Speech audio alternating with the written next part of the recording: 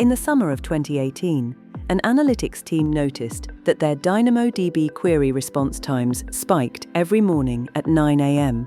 and stabilized again by mid-morning. The pattern repeated every day for 3 weeks. They checked account-level quotas, well within limits. They checked provisioned throughput, not exhausted. They checked application code, nothing anomalous. The cause was a limit that appeared in no quota console, was tracked by no monitoring they had configured, and had never surfaced in any testing. Each partition in a DynamoDB table carries its own throughput ceiling, entirely invisible to every tool the team was using to investigate. Cloud providers publish quota documentation. Most experienced teams know to check it. They know their accounts have limits on concurrent executions, requests per second, and storage per bucket. They monitor these numbers, configure headroom alerts, and request increases before they become problems. This knowledge is necessary. It is not sufficient. Every managed cloud service is built on infrastructure that also has its own limits, constraints that operate at a level below what appears in the main quota documentation. They apply not to accounts, but to individual resources, individual partitions, individual key prefixes, individual connection pools. They are real. They are discoverable if you know to look. The problem is that most teams do not know to look for this category of limit until they have spent weeks diagnosing a pattern that no standard tool can explain. The gap is not between documented limits and undocumented ones. It is between the limits surfaced in quota dashboards and the limits buried in technical reference papers that almost no one reads at the moment of architectural planning, and almost everyone reads in the aftermath of a production incident. Think about the electrical wiring in any office building. The main electrical panel has a total capacity, the maximum power the building can draw from the grid. This number is marked on the main breaker. You can read it. It is the number that comes to mind when anyone thinks about the building's power constraints. What is never posted anywhere near the individual outlets is the capacity of the circuit serving them. Every circuit carries its own amperage ceiling, 15 amps on a standard circuit, 20 on a heavy-duty one, more for dedicated equipment. The breaker panel maps which outlets belong to which circuit. That map exists in the building's electrical records. Most tenants have never read it because there is nothing near the outlet that tells them the map exists. The per-circuit limit only becomes visible when too many appliances run on the same circuit and trip the breaker. The limit was always there. The building's overall capacity was never the relevant constraint, the individual circuit's capacity was, and nothing at the point of use communicated that such a limit existed at all. Cloud services have the same layered structure. Account-level quotas are the main panel, visible, documented, the numbers that operations teams configure monitoring around. Below them, individual resources, DynamoDB partitions, 3 key prefixes, database connection pools, Lambda execution environments, each carry their own ceilings. These are in the technical specifications, not in the quota dashboards. Nothing in the standard console interface points to them until the trip. One limit of this analogy is worth naming directly. Tripping a circuit breaker is immediate and unmistakable. The lights go out. Hitting a per-partition DynamoDB ceiling can manifest as an intermittent, time-pattern slowdown that resembles a dozen other problems before the real cause becomes clear. The hidden limit is in practice significantly harder to find than a tripped breaker. Hidden limits fall into 3 distinct categories, each with different characteristics and different paths to discovery.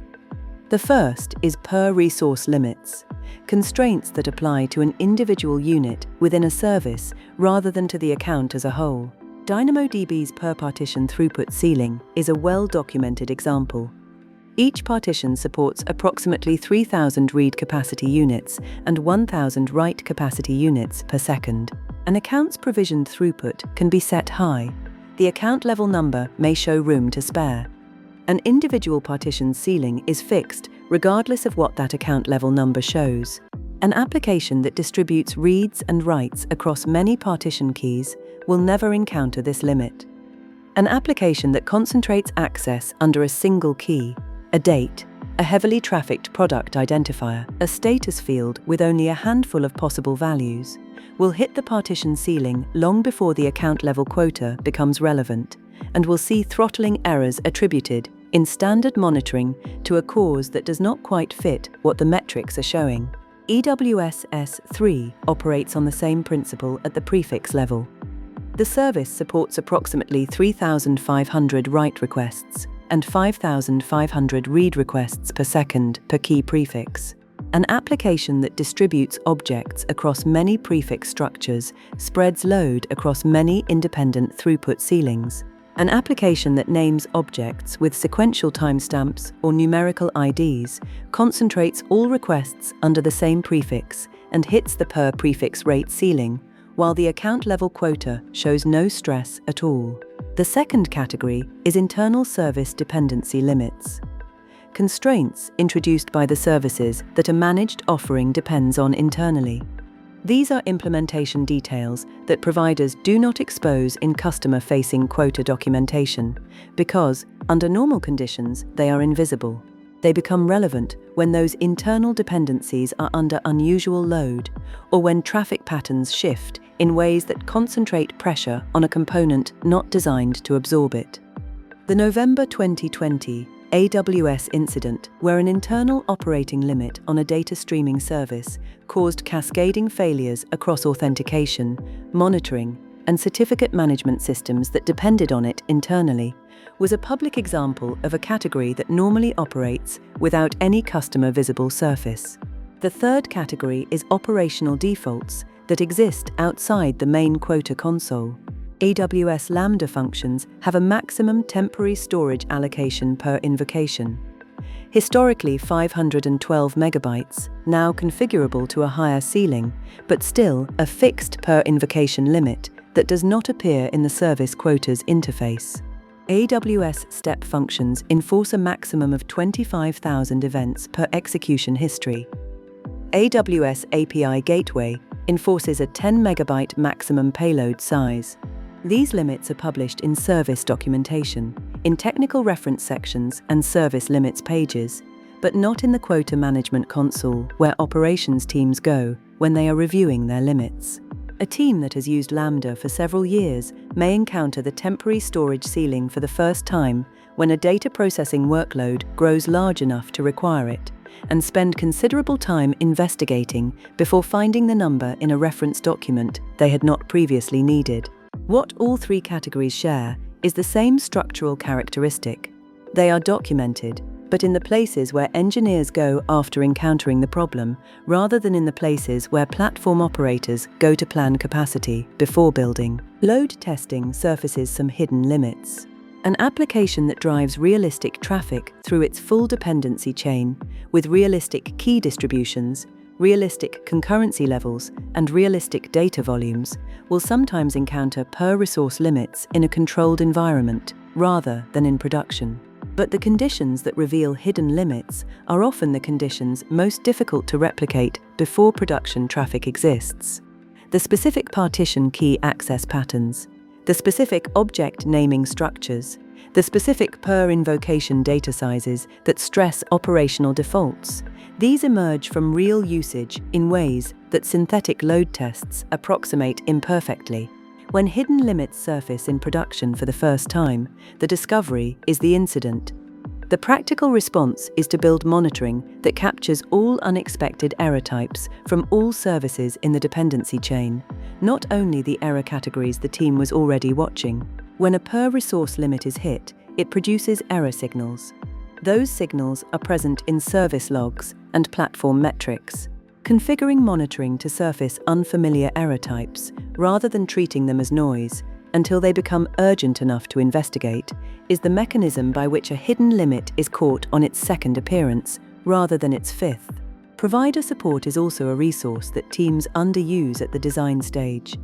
Account teams at major cloud providers will identify the per-resource and operational limits relevant to a specific architecture if asked directly. The documentation exists. Reaching the right section of it is sometimes faster through a direct conversation than through unguided search across documentation that was structured for a different use case than the one being built. The analytics team fixed their DynamoDB problem by redesigning their partition key structure, moving from a timestamp key, which sent every morning's queries to a single partition, to a composite key that distributed access across many partitions. The fix took 4 hours once the cause was clear. Finding the cause took 3 weeks. The limits visible in a quota dashboard are the limits that someone anticipated engineers would need to monitor. The limits absent from that dashboard are the limits that existed before the dashboard was designed, in the architecture of managed services, in the infrastructure beneath those services, and in the operational defaults calibrated for the median use case, rather than for the specific workload an application places on them. Staying within your account quotas means you have not hit one category of limit. It does not mean you have not hit any. Knowing that a second category exists, and knowing roughly where to look for it, is what changes the 3-week investigation into a 4-hour one.